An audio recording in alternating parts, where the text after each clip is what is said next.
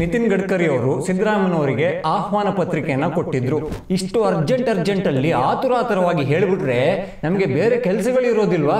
ಸಿಗಂದೂರು ಸೇತುವೆಯ ಉದ್ಘಾಟನೆಗೆ ಬರೋದಕ್ಕೆ ನಿಮಗೆ ಟೈಮ್ ಇಲ್ಲ. ಆಗೊಂದು ಮಾತು ಈಗೊಂದು ಮಾತು, ಅವೆರಡೂ ಸೇರಿದ್ರೆ ಸಿದ್ದರಾಮಯ್ಯ ಸಾಹೇಬ್ರು ಕಳ್ಳಂಗೊಂದು ಪಿಳ್ಳೆನವ ಅನ್ನೋ ಥರದಲ್ಲಿ ಓಡಾಡ್ತಾ ಇದ್ದೀರ. ಅಕ್ಕ ಸತ್ರುನು ಅಣ್ಣ ಸತ್ರುನು ಅಮಾವಾಸ್ಯೆ ಮಾತ್ರ ನಿಲ್ಲೋದಿಲ್ಲ. ಸಿಗಂದೂರು ಚೌಡಮ್ಮ ಚೌಡೇಶ್ವರಿ ಕಣ್ಬಿಟ್ಟು ನೋಡ್ತಾಳೆ ಅಂತ ಹೇಳಿದ್ದಾರೆ. ಸಿಗಂದೂರು ಸೇತುವೆ ವಿಚಾರಕ್ಕೆ ರಾಜಕೀಯ ಮಾಡೋದಕ್ಕೆ ಕಾಂಗ್ರೆಸ್ ತುಂಬಾ ಮುಂದಾಗಿದೆ. ಕಾರ್ಯಕ್ರಮದಲ್ಲಿ ಸಿದ್ದರಾಮಯ್ಯನವರಿಗೆ ಭಾಗವಹಿಸುವ ಅವಕಾಶವಿದ್ರು, ಆಮಂತ್ರಣವಿದ್ರು, ಆಹ್ವಾನವಿದ್ರು, ಯೋಗ್ಯತೆ ಒಂದು ಬೇಕಾಗಿತ್ತು. ಜೈ ಶ್ರೀರಾಮ್. ನಾನು ಅಜಿತ್ ಬೋಪ್ನಹಳ್ಳಿ. ಈ ಸಾಮಾನ್ಯವಾಗಿ ಇಂಥದ್ದೊಂದು ಮಾತು ಎಲ್ಲಾದರೂ ಕೇಳಿದ್ರೆ ಅದೊಂದು ಪರಿಸ್ಥಿತಿ ಅಥವಾ ಸಂದರ್ಭ ನೆನಪಾಗುತ್ತೆ. ಸರ್ ಒಂದೆರಡು ಡೇಟ್ ಕೊಡಿ, ಆ ಡೇಟ್ ಒಳಗೆ ನಾನು ಕಂಪ್ಲೀಟ್ ಮಾಡ್ತೀನಿ ಅಂತ. ಈಗ ಕಾಲೇಜ್ಗಳಲ್ಲಿ ಪ್ರಾಜೆಕ್ಟ್ ವರ್ಕ್ ಅಂತ ಕೊಡ್ತಿದ್ರಲ್ಲ, ಅದನ್ನು ಟೈಮ್ ಟು ಟೈಮ್ ಅಂದರೆ ಟೈಮಿಗೆ ಸರಿಯಾಗಿ ಕಂಪ್ಲೀಟ್ ಮಾಡೋ ಹುಡುಗರು ತುಂಬ ಕಮ್ಮಿ. ಹಾಗಾಗಿ ಸರ್ ಮುಂದಿನ ವಾರದಲ್ಲಿ ಒಂದೆರಡು ಡೇಟ್ ಕೊಡಿ, ಆ ಎರಡು ಡೇಟಲ್ಲಿ ಪಕ್ಕ ಒಂದು ಡೇಟಲ್ಲಿ ನಾನು ಕೊಡ್ತೀನಿ ಅಂತ ಹೇಳ್ತಾ ಇದ್ದಿದ್ದು ಒಂದು ಚಾಲ್ತಿಯಲ್ಲಿ ಇತ್ತು. ಹಾಗೆ ಈಗ ಸಾಲ ಗಿಲ ಮಾಡಿಕೊಂಡು ಅದನ್ನ ಸಾಲ ಮರುಪಾವತಿ ಅಂತ ಮಾಡಬೇಕಲ್ಲ, ಆಗ ಸಾಲ ಕೊಟ್ಟವ್ರು ಫೋನ್ ಮಾಡಿದ್ರೆ ನೀವೊಂದು ಡೇಟ್ ಹೇಳಿ ಮುಂದಿನ ತಿಂಗಳ ಪಕ್ಕ ನಾನು ಕೊಡ್ತೀನಿ, ಇಂಥ ಮಾತುಗಳನ್ನು ಕೇಳಿರ್ತೀವಿ. ಆದರೆ ಒಬ್ಬ ಮುಖ್ಯಮಂತ್ರಿಗೆ ಈ ಕೇಂದ್ರದ ಮಂತ್ರಿ ಆಮಂತ್ರಣವನ್ನು ಕೊಡ್ತಾರೆ. ಅದು ಅವರು ಯಾವ ರಾಜ್ಯದ ಮುಖ್ಯಮಂತ್ರಿಯೋ ಅವರದೇ ರಾಜ್ಯದಲ್ಲಿನ ಒಂದು ಉದ್ಘಾಟನಾ ಸಮಾರಂಭಕ್ಕೆ. ಆದರೆ ಅಲ್ಲಿನ ಮುಖ್ಯಮಂತ್ರಿ ಅಲ್ಲಿ ಸೆಂಟ್ರಲ್ ಮಿನಿಸ್ಟ್ರಿಗೆ ಒಂದು ಪತ್ರವನ್ನು ಬರೀತಾರೆ, ನೀವು ಸ್ವಲ್ಪ ಲೇಟಾಗಿ ನನಗೆ ಆಮಂತ್ರಣ ಕೊಟ್ಬಿಟ್ರಿ, ಒಂದೆರಡು ಡೇಟ್ ಕೊಡಿ, ಆಗ ನಾನು ಬರ್ತೀನಿ, ಇಲ್ಲಾಂದರೆ ಇದನ್ನು ಪೋಸ್ಟ್ಪೋನ್ ಮಾಡಿ ಅಂತ ಹೇಳ್ತಾರೆ. ಯಾರ ಬಗ್ಗೆ ಹೇಳ್ತಾ ಇದ್ದೀನಿ ಅಂತ ನಿಮಗೆ ಖಂಡಿತವಾಗಿಯೂ ಗೊತ್ತಿರ್ಬೋದು. ನಮ್ಮ ಕರ್ನಾಟಕ ಸರ್ಕಾರದ ಸನ್ಮಾನ್ಯ ಮುಖ್ಯಮಂತ್ರಿಗಳಾದ ಶ್ರೀ ಸಿದ್ದರಾಮಯ್ಯನವರು ಇಂಥದ್ದೊಂದು ಪತ್ರವನ್ನು ನಿತಿನ್ ಗಡ್ಕರಿ ಅವರಿಗೆ ಬರೆದಿದ್ದಾರೆ. ಮ್ಯಾಟ್ರ್ ಏನಪ್ಪ? ಸಿಗಂದೂರು ಸಂಪರ್ಕ ಸೇತುವೆ, ಈ ಅಂಬಾರಗೋಡ್ಲು ಹಾಗೂ ಕಳಸವಳ್ಳಿ ಅನ್ನೋ ಸೇತುವೆ ಒಂದು ಲೋಕಾರ್ಪಣೆಯಾಗಿದೆ. ಅಂಥದ್ದೊಂದು ಕಾರ್ಯಕ್ರಮಕ್ಕೆ ನಿತಿನ್ ಗಡ್ಕರಿ ಅವರು ಸಿದ್ದರಾಮಯ್ಯನವರಿಗೆ ಆಹ್ವಾನ ಪತ್ರಿಕೆಯನ್ನು ಕೊಟ್ಟಿದ್ದರು. ಅದಕ್ಕಿಂತ 2-3 ದಿನಗಳ ಮುಂಚೆನೇ ಶಿವಮೊಗ್ಗದ ಸಂಸದರಾದ BY ರಾಘವೇಂದ್ರ ಅವರು ಕೂಡ ಸನ್ಮಾನ್ಯ ಸಿದ್ದರಾಮಯ್ಯ ಅವರಿಗೆ ನೀವು ಇಂಥದ್ದೊಂದು ಉದ್ಘಾಟನಾ ಕಾರ್ಯಕ್ರಮಕ್ಕೆ ಬರಲೇಬೇಕು ಅಂತ ಅತ್ಯಂತ ವಿನಯಪೂರ್ವಕವಾಗಿ ಪತ್ರವನ್ನು ಬರೆದಿದ್ದರು. ಆದರೆ ನಮ್ಮ ಸಿದ್ದರಾಮಯ್ಯನವರು ಮಾತ್ರ ಅದ್ಯಾಕೋ ಮನಸ್ಸನ್ನೇ ಮಾಡಲಿಲ್ಲ. ಇಷ್ಟು ಅರ್ಜೆಂಟಲ್ಲಿ ಆತುರಾತುರವಾಗಿ ಹೇಳಿಬಿಟ್ರೆ ನಮಗೆ ಬೇರೆ ಕೆಲಸಗಳಿರೋದಿಲ್ವಾ ಅನ್ನೋ ಅರ್ಥದಲ್ಲಿ ನನಗೆ ಬೇರೆ ಪ್ರೋಗ್ರಾಮ್ ಫಿಕ್ಸ್ ಆಗಿದೆ, ಕಾರ್ಯಕರ್ತರ ಜೊತೆ ಏನೋ ಸಂವಾದನೋ ಚರ್ಚೆನೋ ಭೇಟಿನೋ ಏನೋ ಇದೆ, ಹಾಗಾಗಿ ನೀವು ಇದೊಂದು ಉದ್ಘಾಟನಾ ಕಾರ್ಯಕ್ರಮವನ್ನೇ ಮುಂದೂಡಿ ಬೇರೆ ಒಂದೆರಡು ಡೇಟ್ ಕೊಡಿ, ಆ ಡೇಟಲ್ಲಿ ನಾನು ಓಕೆ ಮಾಡ್ತೀನಿ ಅಂತ ಹೇಳಿದ್ದಾರೆ. ಪತ್ರವನ್ನು ಬರೆದಿದ್ದಾರೆ. ಪತ್ರ ಬರೆದಿರುವ ಬಗ್ಗೆ ಅವರೇ ತಮ್ಮ ಸಾಮಾಜಿಕ ಜಾಲತಾಣಗಳಲ್ಲಿ ಮೀಡಿಯಾಗಳಲ್ಲಿ ಹೇಳಿಕೊಂಡಿದ್ದಾರೆ. ಅಂದರೆ ಈ ಸಿದ್ದರಾಮಯ್ಯನವರು ಕನ್ನಡದ ಮೇಷ್ಟ್ರು ಅಂತೆಲ್ಲ ಕರೀತಾರಲ್ಲ, ಅವರಿಗೆ ಕನ್ನಡದ ಒಂದು ತುಂಬ ಫೇಮಸ್ ಗಾದೆ ನೆನಪಿಲ್ಲ ಅಥವಾ ಆ ಟೈಮಿಗೆ ನೆನಪಾಗಿಲ್ಲ ಅನಿಸುತ್ತೆ. ಏನಪ್ಪ ಅಂತ ಕೇಳಿದ್ರೆ, ಅಕ್ಕ ಸತ್ತರೆ ಅಮಾವಾಸ್ಯೆ ನಿಲ್ಲಲ್ಲ. ಯಾವುದೇ ವಿಚಾರದಲ್ಲಿ ರಾಜಕೀಯ ಮಾಡೋದನ್ನು ಕೆಲವರಿಂದ ನೋಡಿ ಕಲಿಬೇಕು. ಆ ಕೆಲವರ ಪಂಕ್ತಿಯಲ್ಲಿ ಸಿಗೋದು ಸಿದ್ದರಾಮಯ್ಯನವರು. ಯಾಕಂಬ ಕೇಳಿದ್ರೆ, ನನಗೆ ತುಂಬ ತಡವಾಗಿ ಆಮಂತ್ರಣ ಬಂತು, ನನಗೆ ಬೇರೆ ಪ್ರೋಗ್ರಾಮ್ ಫಿಕ್ಸ್ ಆಗಿತ್ತು ಅಂತ ಒಂದು ವಾರದ ಮುಂಚೆ ಬಂದಿರೋ ಆಮಂತ್ರಣವನ್ನೇ ಪೋಸ್ಟ್ಪೋನ್ ಮಾಡಿ ಹೇಳುವಂಥ ಸಿದ್ದರಾಮಯ್ಯ ಈಗ ನಿನ್ನೆ ಹೇಳಿರೋ ಹೇಳಿಕೆಗೆ ಬದಲಾಗಿ ಇವತ್ತು ಇನ್ನೊಂದು ಹೇಳಿಕೆಯನ್ನು ಕೊಟ್ಟಿದ್ದಾರೆ. ಏನಪ್ಪ ಅಂತ ಕೇಳಿದ್ರೆ, ಈ ನಮಗೆ ಯಾರಿಗೂ ಉದ್ಘಾಟನೆಗೆ ಆಮಂತ್ರಣನೇ ಬಂದಿಲ್ಲ, ನಾವು ಯಾಕ್ರಿ ಹೋಗಬೇಕು, ನಾವು ಯಾರೂ ಹೋಗ್ತಾ ಇಲ್ಲ ಅಂತ. ಸೊ ಈ ದೋಸೆ ಮಗಚಾಕೋದು ಅಂತ ಒಂದು ಇರುತ್ತಲ್ಲ ಕೆಲಸ, ಅದನ್ನು ರಾಜಕೀಯದಲ್ಲಿ ಮಾಡೋದನ್ನು ಸಿದ್ದರಾಮಯ್ಯನವರು ಕರತಲ ಮೂಲಕ ಮಾಡಿಕೊಂಡಿದ್ದಾರೆ. ಅದಕ್ಕೇನೆ ಸಿದ್ದರಾಮಯ್ಯನವರು ತುಂಬ ಇಷ್ಟ ಆಗೋದು. ಆಗೊಂದು ಮಾತು ಈಗೊಂದು ಮಾತು, ಅವೆರಡೂ ಸೇರಿದರೆ ಸಿದ್ದರಾಮಯ್ಯ ಸಾಹೇಬ್ರು. ಏನಂತೀರಾ? ಸಿದ್ದರಾಮಯ್ಯನವರಿಗೆ ಆ ಭಾಗದ ಶರಾವತಿ ಹಿನ್ನೀರಿನ ಭಾಗದ ಜನರ ಕಥೆಗಳ ಬಗ್ಗೆ ಏನಾದರೂ ಗೊತ್ತಿದ್ದರೆ, ಕಾಳಜಿ ಒಂಚೂರು ಇದ್ದಿದ್ರೆ, ಅವರು ಕೂಡ ಕನ್ನಡಿಗರೇ, ಅದು ಕೂಡ ಕರ್ನಾಟಕದ ಭಾಗವೇ, ನಾನು ಮುಖ್ಯಮಂತ್ರಿ, ಅವರ ಖುಷಿಯಲ್ಲಿ ನಾನು ಭಾಗಿಯಾಗಬೇಕು ಅಂತ ಒಂದು ಘಳಿಗೆ ಅನಿಸಿದಿದ್ರೆ ಅವರು ಆಮಂತ್ರಣ ಇಲ್ಲದೆ ಇದ್ದಿದ್ರೂ ಕೂಡ ಹೋಗಬೇಕಿತ್ತು. ಯಾಕೆಂದರೆ ಆ ಕಥೆಯೇ ಹಾಗಿದೆ.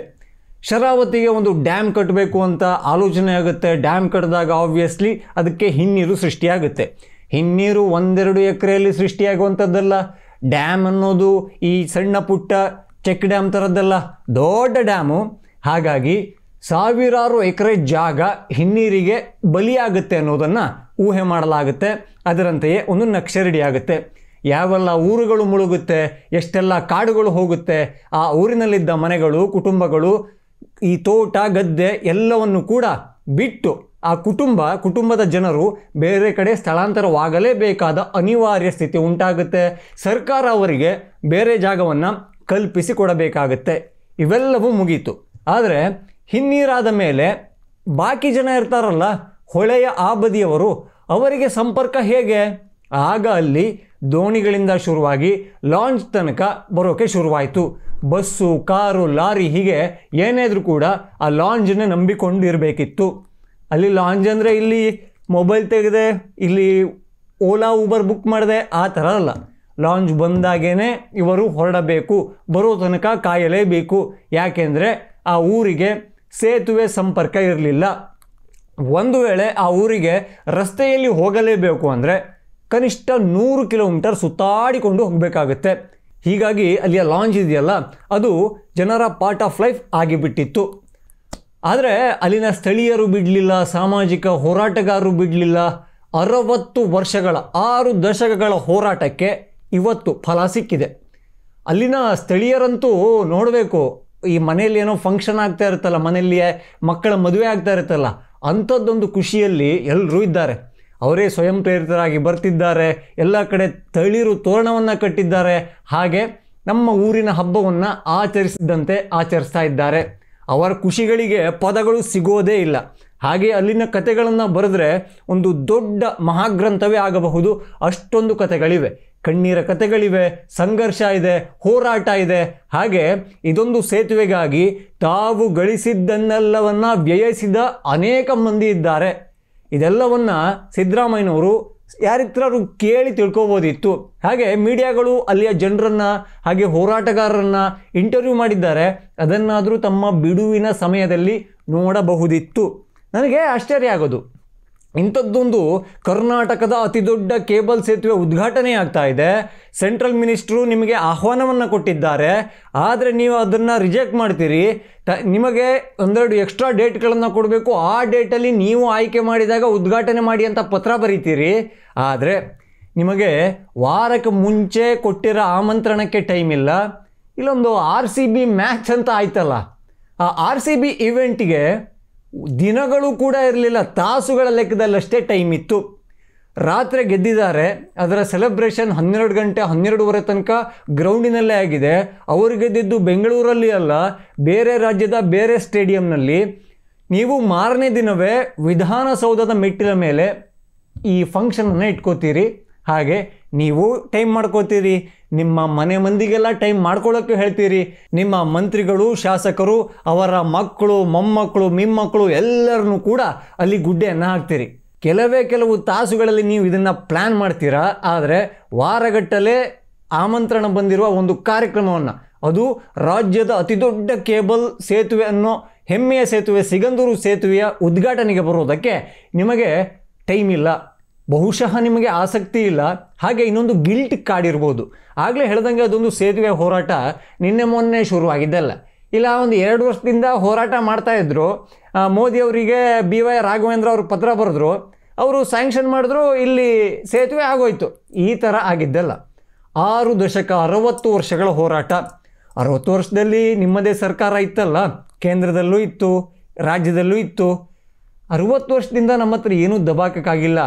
ಆದರೆ ಈ ಮೋದಿ ಸರ್ಕಾರ ಬಂದ ಮೇಲೆ ಎಲ್ಲವೂ ಇಷ್ಟೊಂದು ಫಾಸ್ಟಾಗಿ ಆಗೋಯ್ತಲ್ಲ. ಈಗ ಅಲ್ಲಿ ನಾನು ಯಾವ ಮುಖವನ್ನು ಇಟ್ಕೊಂಡು ಹೋಗಲಿ ಅನ್ನೋ ಗಿಲ್ಟು ನಿಮಗೆ ಕಾಡಿರಬಹುದು. ಹಾಗಾಗಿ ಕಳ್ಳಂಗೊಂದು ಪೆಳ್ಳೆನವ ಅನ್ನೋ ಥರದಲ್ಲಿ ನೀವು ಆ ಆಮಂತ್ರಣನೇ ಲೇಟಾಗಿ ಬಂತು, ಈಗ ನೋಡಿದ್ರೆ ಆಮಂತ್ರಣನೇ ಬಂದಿಲ್ಲ, ಇಂಥ ಮಾತುಗಳನ್ನು ಹೇಳಿಕೊಂಡು ಓಡಾಡ್ತಾ ಇದ್ದೀರಾ. ಇನ್ನೊಂದು ವಿಶೇಷವಾದ ಕಾರ್ಯಕ್ರಮ ಸಿದ್ದರಾಮಯ್ಯನವರ ಈ ಹೇಳಿಕೆ ಬಂದ ಮೇಲೆ ನನಗೆ ನೆನಪಾಗಿದ್ದು ಸಿದ್ದರಾಮೋತ್ಸವ ಅಂತ. ಬೆಣ್ಣೆನಗರಿ ದಾವಣಗೆರೆಯಲ್ಲಿ ಒಂದು ಬೃಹತ್ ಸಮಾವೇಶ ಆಗಿತ್ತು. ಅದನ್ನು ಅವರ ಅಭಿಮಾನಿಗಳು ಹಾಗೂ ಅವರ ಹಿಂಬಾಲಕ ಶಾಸಕರು ಹಾಗೂ ಸಚಿವರು ಸೇರಿ ಮಾಡಿದ್ದರು ಅಂತ ಅವರ ಬಾಯಲ್ಲಿ ನಾವು ಕೇಳಿಸಿಕೊಂಡಿದ್ವಿ. ಅಂದರೆ ಸಿದ್ದರಾಮಯ್ಯನವರ ಬರ್ಡೇ ಸೆಲೆಬ್ರೇಷನನ್ನು ಸಿದ್ದರಾಮೋತ್ಸವ ಅಂತ ಒಂದು ಮಾಡೋಣ, ಹಾಗೆ ಸಿದ್ದರಾಮಯ್ಯ ಬಣದ ಈ ಶಕ್ತಿ ಪ್ರದರ್ಶನವನ್ನು ಉಳಿದ ಬಣಗಳು ಇರ್ತಾವಲ್ಲ ಅವರಿಗೆ ತೋರಿಸ್ಬೇಕು, ಹಾಗೆ ರಾಜ್ಯಕ್ಕೆ ಮನದಟ್ಟು ಮಾಡಿಕೊಡ್ಬೇಕು ಅಂತ ಸಿದ್ದರಾಮೋತ್ಸವ ಅಂತ 4-5 ಲಕ್ಷ ಜನ ಸೇರುವಂತಹ ದೊಡ್ಡ ಕಾರ್ಯಕ್ರಮವನ್ನು ಅವರ ಜನ್ಮದಿನದ ಸಲುವಾಗಿ ಮಾಡಲಾಯಿತು. ಆವಾಗ ಕೇಳ್ಬೋದಿತ್ತು ಸಿದ್ದರಾಮಯ್ಯನವರೇ ಏನಂತ, ಅದು ನಡೆದಿದ್ದು ಆಗಸ್ಟ್ 3ಕ್ಕೆ, ಆದರೆ ನಿಮ್ಮ ಜನ್ಮದಿನ ಇದ್ದಿದ್ದು ಆಗಸ್ಟ್ 12ಕ್ಕೆ, ಅಂದರೆ 2 ವಾರದ ಮುಂಚೆ ಅವ್ರಿಗೆ ಹೇಳಬೇಕಿತ್ತು. ನಿಮ್ಮ ಗ್ರಾಮೀಣ ಭಾಷೆ ಹಾಗೆ ನಿಮ್ಮ ಕಾರ್ಯಕರ್ತರನ್ನು, ಅಭಿಮಾನಿಗಳನ್ನು ಈ ಮಾತಾಡ್ಸೋದೊಂದು ಶೈಲಿ ಇದೆಯಲ್ಲ, ಏಯ್ ತಲೆಗಿಲೆ ಕೆಟ್ಟಿದ್ದೇನೆನೆಯ, ನಂದು ಜನ್ಮದಿನ ಇರೋದು 12ನೇ ತಾರೀಕು, 3ನೇ ತಾರೀಕಿಗೆ ಸಿದ್ದರಾಮೋತ್ಸವ ಅಂತ ಹೇಳಿಬಿಟ್ರೆ ನನಗೆ ಬೇರೆ ಬೇರೆ ಕೆಲಸ ಇರಲ್ವಾ, ನನಗೆ ಬರೋಕ್ಕಾಗಲ್ಲ, ನೀವು ಬೇಕಾದ್ರೆ ಮಾಡ್ಕೊಳ್ಳಿ ಅಂತ ಹೇಳ್ಬೋದಿತ್ತು. ಆದರೆ ನೀವು ರಾಹುಲ್ ಗಾಂಧಿ ಅವ್ರಿಗೂ ಕೂಡ ಆಮಂತ್ರಣವನ್ನು ಕೊಡ್ತೀರಾ, ಅವರು ಕೂಡ ಬೆಣ್ಣೆನಗರಿಗೆ ಬರ್ತಾರೆ, ಹಾಗೆ ಸಿದ್ದರಾಮೋತ್ಸವ ಅನ್ನೋ ಅದೊಂದು ಬಲ ಪ್ರದರ್ಶನದ ಕಾರ್ಯಕ್ರಮದಲ್ಲಿ ಭಾಗಿಯಾಗ್ತಾರೆ. ನಿಮ್ಮ ಬರ್ಡೇಗೂ 2 ವಾರ ಮುಂಚೆ ಪ್ರೋಗ್ರಾಮು ಅರೇಂಜ್ ಮಾಡಿದ್ರೆ ನಿಮಗೆ ಟೈಮ್ ಇದೆ, ಆದರೆ 1 ವಾರದ ಮುಂಚೆ ನಿಮಗೆ ಇಂಥದ್ದೊಂದು ಕಾರ್ಯಕ್ರಮಕ್ಕೆ ಆಹ್ವಾನ ಕೊಟ್ಟರೆ ನಿಮಗೆ ಟೈಮೂ ಇಲ್ಲ. ಈ ಮುಂಚೆಯೇ ನಿಗದಿಯಾದ ಕಾರ್ಯಕ್ರಮಗಳು ದಂಡಿಯಾಗಿ ಬಿದ್ದಿದ್ದಾವೆ. ಕೇಂದ್ರ ಮಂತ್ರಿಗಳು ನಿಮಗಾಗಿ ಒಂದು ಎಕ್ಸ್ಟ್ರಾ ಡೇಟನ್ನು ಕೊಡಬೇಕು, ಈ ಸೇತುವೆ ಉದ್ಘಾಟನೆಯನ್ನು ಪೋಸ್ಟ್ಪೋನ್ ಮಾಡಬೇಕು, ನಿಮಗೆ ಟೈಮ್ ಆದಾಗ ಸೇತುವೆ ಉದ್ಘಾಟನೆಗೆ ನೀವು ಬರ್ತೀರ. ಆವಾಗಲೇ ಹೇಳಿದ್ನಲ್ಲ, ಇನ್ನೊಂದು ಸಲ ರಿಪೀಟ್ ಮಾಡ್ತೀನಿ, ಅಕ್ಕ ಸತ್ರೂ, ಅಣ್ಣ ಸತ್ರೂ, ಅಜ್ಜ ಸತ್ರೂ, ಅಯ್ಯ ಸತ್ರೂ ಅಮಾವಾಸ್ಯೆ ಮಾತ್ರ ನಿಲ್ಲೋದಿಲ್ಲ, ನಿರಂತರವಾಗಿ ಸಾಗ್ತಾ ಇರುತ್ತೆ. ಈ ಸೈಕಲ್ ಗ್ಯಾಪಲ್ಲಿ ನಮ್ಮ ಶಿಕ್ಷಣ ಮಂತ್ರಿಗಳು ಎಂಟ್ರಿ ಕೊಟ್ಟಿದ್ದಾರೆ ಈ ಸಿಗಂದೂರು ಸೇತುವೆ ವಿಚಾರಕ್ಕೆ. ಏನಪ್ಪ ಅಂತ ಕೇಳಿದ್ರೆ, ಇಲ್ಲ ಸಿದ್ದರಾಮಯ್ಯನವರಿಗೆ ಆಮಂತ್ರಣನೇ ಕೊಟ್ಟಿಲ್ಲ, ಕಾಂಗ್ರೆಸ್ ಅವರಿಗೆ ಆಹ್ವಾನ ಇಲ್ಲ, ಇದೆಲ್ಲವನ್ನು ಸಿಗಂದೂರು ಚೌಡಮ್ಮ ಇದ್ದಾರಲ್ಲ ಕಣ್ಣು ಬಿಟ್ಟು ನೋಡ್ಕೋತಾಳೆ ಅಂತ ಈ ಮಧು ಬಂಗಾರಪ್ಪನವರು ತಮ್ಮದೊಂದಿರಲಿ, ಅವ್ರದ್ದು ಯಾವಾಗಲೂ ಇರುತ್ತಲ್ಲ ನಂದೆಲ್ಲ ಇಡ್ಲಿ ನಂದಗೋಪಾಲ ಅನ್ನೋ ಥರದ ಒಂದು ಮೈಂಡ್ಸೆಟ್ಟು, ಆ ಥರದಲ್ಲಿ ಹೇಳಿದ್ದಾರೆ.